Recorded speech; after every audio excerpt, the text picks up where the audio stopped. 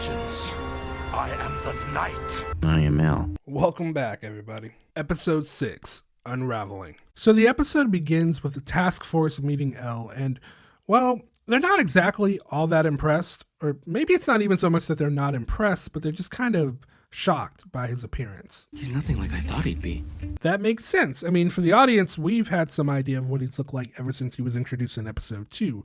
Granted, we never really got to see his entire face, and I will say that seeing him in his entirety does give off a very different vibe than the snippets we got in previous episodes. And going back to what Matsuda says, I can't help but wonder what they imagined the world's greatest detective would look like.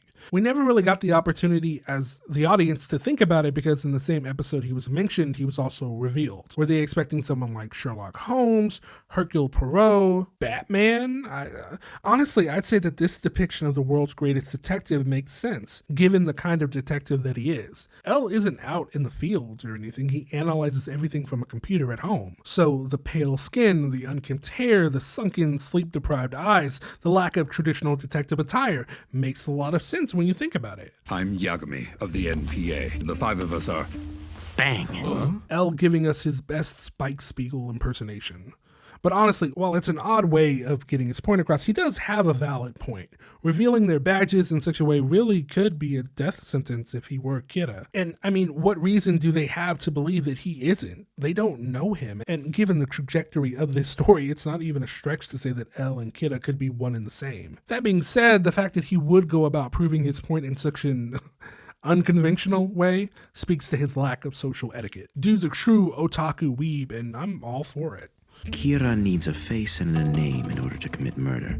I don't remember any evidence that showed that he needed a name, too. This tells us that even though he was working alongside the police, he was still withholding some of his theories. The chief responds to Matsuda claiming that they did briefly mention it in a meeting, but that it wasn't a focal part of the investigation. But Elle is more so treating it as a fact, which, I mean, he could be wrong, but it's much safer to work under that assumption than to not. Please turn off all your cell phones, handhelds, and any other communication devices. What do you think, we're going to be using our cell phones during this meeting to leak information? Settle down, my guy. There is literally no harm in putting your phone over there during this meeting. Besides, classified information was leaked from your office. Why would you not think he'd still want to be careful, just in case? Besides, the real reason he wants them off is because... I just find them distracting. I can't stand it when people's cell phones are ringing while I'm trying to talk.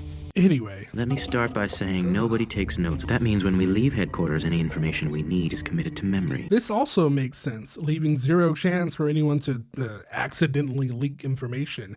If it leaves this room, it means that someone deliberately said something. Also, I want to take note of the way Elle is sitting. It's not super important or anything, but it does speak to him being just a genuinely unusual fellow, as most great detectives apparently are. Excuse me, Elle? From now on, I'll have to ask that you stop calling me Elle. It's Ryuzaki now. Having an alias makes a lot of sense. Can't just have people going around referring to you by your secret identity. If we know that he needs a name and a face to kill, couldn't we cut down on the number of victims by keeping criminals' names from the news? I think this line is an important one in showcasing Matsuda's personality, but I want to come back to it in a minute so that I can properly compare and contrast it to something that someone else says later on. If we do that, we'll only be putting the general public at risk. The general public? Why? His immediate response to that suggestion means he's already considered that and realized why that wouldn't be effective. The detectives' responses to this also convey to us that while they may all be working together, they're not on the same level as Elle. It sets him apart from them, but it's subtle enough that it doesn't outright make them seem incompetent. Kira is childish and he hates losing. Just what do you mean? Well, I'm also childish and I hate to lose. Ryuzaki speaks about Kira's actions over the last few weeks, explaining how the two have been engaging in a sort of childish back and forth, each trying to one-up the other and gain the upper hand. And it's interesting because Ryuzaki doesn't even really know the half of it. Light is ridiculously childish, especially in regards to his temperament. Remember the way he wrote Lind L. Taylor's name down in comparison to the other names just because he had the audacity to say his actions were evil? Like, that's not a normal response to someone saying something like that. And honestly, within the next few episodes, we're going to see just how true this statement actually is. But let me not get ahead of myself. What do you think would happen if we tried to use media restrictions to hide criminals? If you choose to withhold the names of your worst criminals, I'll kill petty criminals or the innocent. I'm not the evil one here, but all those who oppose me by hiding criminals, you are truly evil. It's wild because that really is some shit Light would probably come up with. While El has taken some heavy losses over the last few episodes, it hasn't been for nothing. He seems to legitimately understand Kira's behaviors and mannerisms much more so than any of the other members of the task force. But then I guess that aligns with what he previously said. The two of them both have a childish mentality, making them, in a way, kindred spirits. I mean, we saw evidence of this parallel at the end of episode 2 when they both spouted the same rhetoric, claiming to be justice. Let's look at another way we can use the media to draw him out. How about something like this? Nations agree to send 1,500 investigators to Japan. Okay, so after hearing that, let's go back to what Matsuda said earlier. If we know that he needs a name and a face to kill, couldn't we cut down on the number of victims by keeping criminals' names from the news? So the reason I wanted to wait to discuss what Matsuda said is because I wanted to compare it to what Ryuzaki is saying now. Here we have two different ideas revolving around the same premise of utilizing the media in order to fight against Kira, each encompassing the respective characters' ideologies and approaches to situations. As we've seen thus far, Matsuda is a very earnest person. He was the one who mentioned in the meeting that crime was going down as a result of Kira's presence. He didn't say it as any sort of endorsement, but as something that was just worth noting. He also reached out to the chief afterward with legitimate remorse because he felt like he might have made a mistake, even though the chief thought he did the right thing in saying it. His actions, they say a lot about his character, which is why I feel that the idea of simply reducing the number of criminals being broadcasted makes a lot of sense coming from him specifically. His plan isn't deceitful, and if anything, it's meant to ultimately prevent more murders. But then we have Ryuzaki, who's more than willing to paint outside of the lines in order to get results. This is the guy who sent the FBI agents to Japan in order to secretly investigate the MPA. Not only that, but he's also the one who lied to the general public in the second episode with the worldwide broadcast that was only broadcasted in the Kanto region of Japan. The fact that he would come up with this idea makes a lot of sense, and as with Matsuda, it speaks to who he is as a person. Ryuzaki is about results, regardless of what he needs to do in order to obtain them. I mean, he let a dude fucking die on national TV to prove his point. Dude's a fucking savage. That being said, Ryuzaki's plan is definitely the better of the two, given who they're dealing with. It just might work. Well, before we celebrate, I'll tell you the rest of my thoughts on the Kira case. I'm gonna come back to this one in just a second as well. So the next 3 minutes or so is really just kind of a back and forth between Ryuzaki and Light as they both recount the events of the last few weeks. There's nothing groundbreaking that really happens during all of this outside of the fact that it kind of showcases Ryuzaki's intelligence and his ability to pay attention to details, basically showing us why he's the world's greatest detective, as well as showcasing the fact that Light's starting to get a little worried about how his expeditions might come back to haunt him. It ends with Ryuzaki presenting them with information on the people who were being trailed by the FBI and, for obvious reasons, you're not permitted to take these out of this room, but... Amazing! With this much information, we should be able to cover a lot of ground. Yeah. So, does anyone have any questions? So this coincides with the clip I showed you a few seconds ago.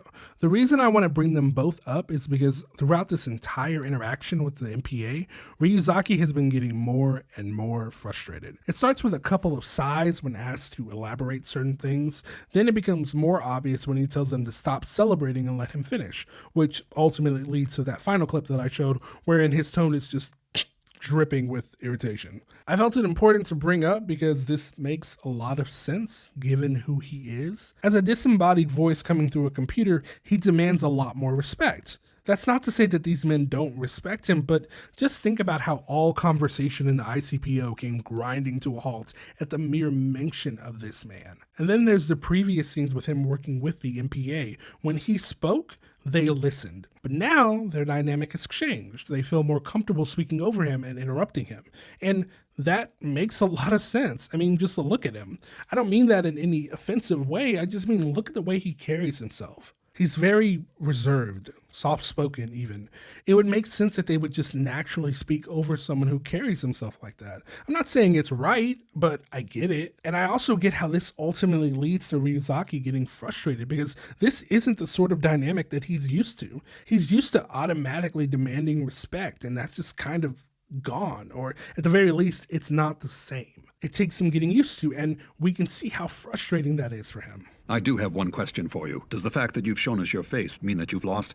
By just being here, are you admitting defeat to Kira? That's a fair question, an insightful one too. While we know that the chief isn't necessarily as intelligent as Ryuzaki, this single question serves to set him apart from the others.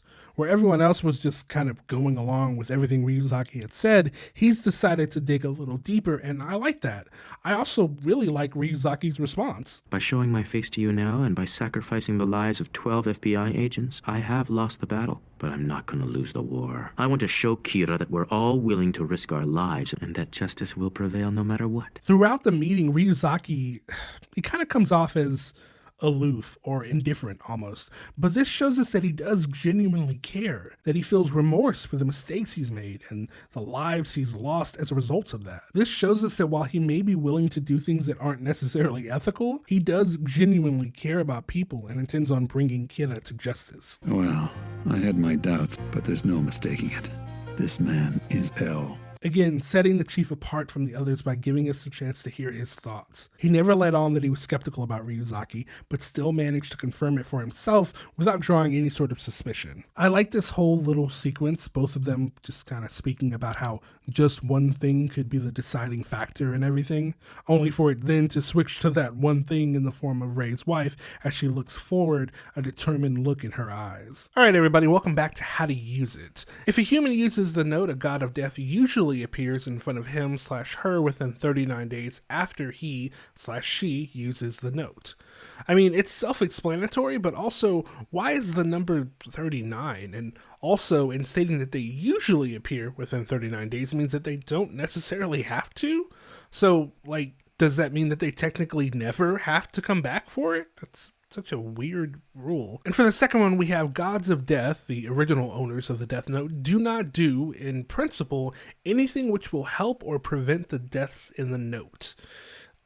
Again, weird, because what could they really do to prevent it? I mean, once it's been written, that means it's set in stone. I mean, this isn't issue number 0 or that awful-ass Netflix movie after all. So yeah, just another weird rule. So things pick up the following day in Light's bedroom. Fortunately for me, both the police and Elle don't know that Kira can kill people by means other than a heart attack. If anyone were to discover that fact, I'd be in a lot of trouble. Yeah, sure would be a shame if somebody caught on to that, wouldn't it? Kira can kill in other ways. It doesn't have to be a heart attack. So honestly, nothing really big happens for a few minutes. It's mostly just recapping what we already know about their stories so far, all of which kind of culminates in them both being at the NPA headquarters at the same time. Light's there to bring clothes to his father since he's been at the office for multiple days, and Ray's fiance is there to speak to the Kira task force. I guess, if anything, it's worth noting that just before getting there, Light realizes that his father's phone is off, which makes sense since he's still with Ryuzaki and the others at the hotel. And upon getting to headquarters, he overhears a receptionist tell Ray's fiance that no one on the task force is currently at headquarters. And then... I have information relating to the Kira investigation. The Kira investigation? Well, that got his attention. Hey, I haven't seen you in a while, Light. Oh, I'm sorry. What, you don't remember? You helped solve the insurance fraud murder investigation. So, Light, does this mean you're going to be helping us with the Kira investigation too? What kind of conversation is this? Like, no, seriously, like, what the fuck is this? Look, the fact that these two are here at the same time to begin with is already fucking ridiculously convenient. But this dialogue, I mean... Come on now. I can kind of understand the fact that he mentioned the insurance fraud investigation. He was trying to jog Light's memory. Fine. But why the fuck would you suggest that this high school student would be coming in to help with a case like this? Come on, man. How down bad is the NPA that they would ask a student to solve an international murder case? One that Elle is already working on. Like, what? It's so obvious that this man only exists to make Light seem credible to Ray's fiance, and it's just like, what the fuck, man? If all goes well, maybe I'll find Kira before Elle does. Find him before Elle does. See what I mean? I'll be sure to give them your message as soon as I see them, I promise. That's not good enough. She's given off mad Karen energy, but also She's right, and she really does need to speak to them. My father is actually in charge of the Kira investigation. That is honestly such a fucking flex in a situation like this. Being the son of the chief of the MPA automatically gives him a certain level of credibility in a situation like this. Especially since it's been confirmed that he's helped out on cases before thanks to this jackass. I feel like I can trust her. You can almost see it in her eyes. She's a wise and careful person. Gotta hit him with the Yagami charm, baby girl, what's good? You'll have to trust my father and I, which I hope won't be too difficult for you. Yeah, but then you lost me. It's probably because I know the real him, but this just seems like a lot. Like, he's being so nice to the point where I'd honestly be pretty suspicious of him. Like, I don't know about you. Why is he so happy? Even Ryuk, it's like, bro, you good? We've been talking and I just realized I don't even know your name. My name is Light Yagami. Light's written with the character for Moon and Yagami with the characters for Night and God. I'm not gonna lie. Every time I've seen this sequence, I thought it was weird as hell that he took the time to explain how his name is written. It was like, Can I make it any more obvious? in regards to him being Kira. It always felt very awkward and weird, and it threw me off that she never said anything about it. But I've come to find out that this is actually a common thing in Japan. People really do explain how their names are written when introducing themselves. So, I mean, yeah, I just have to chalk that up to a cultural difference. But while we're on the topic of names, the apparent meaning of his name is kind of wild. Moon and Night God? That's, well, very telling, I suppose. My name's Shokomaki. It's written with the characters for Shining. Ko is in child, space, and Ki is in tree. Miss Maki, right? Not Ryuk back there just fucking chuckling it up. I guess he's proud of his boy Light for getting her name, right? I believe they enable him to somehow control his victims before they die. It's odd that you say that because that's exactly what I've been thinking. But there's more to it. Kira can kill in a number of ways, not just with a heart attack. It's so interesting how easily he's able to manipulate her. I mean, he doesn't have her complete trust, as we'll come to find out, but it is interesting how casually she's letting all of this spill out to a person that she doesn't even know. That just goes to show you how truly inconspicuous this guy is. The fact that he's the chief's son, coupled with his natural charm, makes it so easy for him to hide his true nature. To most people, anyway. I'm almost positive that someone I know may have met Kira. I know I just said that he's inconspicuous, but, like, you are saying a lot, my girl. You don't know this boy, and for someone who I know is being extra careful, this conversation makes you seem careless as fuck. But, again, maybe, I guess Light just has a way with women, apparently. Wouldn't it be better if your friend spoke to them instead? It probably would. He was one of the 12 FBI agents who came to Japan to investigate Kira. The look on his face is hilarious. You can just see the gears spinning in his head as he's realizing who the fuck he's dealing with. I have reason to believe that he met Kira on that bus. Ray Penber. Your boy is shook. Your boy is shook. It's insane that he's able to hold his composure like this because this is, without a doubt, the most dangerous situation he has ever been in. But then again, he has her name, so I guess he's fine, right? But y'all, if looks could kill, this man would not need a death note, I swear. There's something about the way this little moment is framed. She has that determined look in her eyes again, like her eyes are transfixed on her goal of bringing Kira down. Meanwhile, the man she's looking for is literally right behind her, and she's blind to it. It's like she's got her eyes so firmly fixed on her goal that she can't see that what she's looking for is literally right there. There's a sad kind of beauty to it. I don't know. He didn't mention any names or anything like that, but he told me one thing. He'd been put in a situation where he had to show his FBI ID to someone. Whoever saw his ID that day is responsible for the deaths of all the agents. I gotta give it to her. She really had that shit all figured out. Like, no matter how you look at it, it's impressive. It's a shame that she chose today, of all days, to go to the MPA headquarters. The person your fiancé showed his ID to on the bus that day, it had to be Kira. He says menacingly as fuck. That was close. Yeah, my boy. Yeah, my boy, that was a close call. But that plot armor is coming in clutch for old Light Yagami, and he knows it, which is why the episode ends with him saying, "It seems there's a god on my side after all, and not just a god of death." And roll credits. that's it for this episode. If you noticed something that I didn't, please feel free to let me know about it in the comments. If you liked this video, then feel free to like this video. And if you really liked it, think about subscribing, I guess. I don't know. But yeah, that's it for now. I'm hoping to post another video next week. And yeah, until then, later.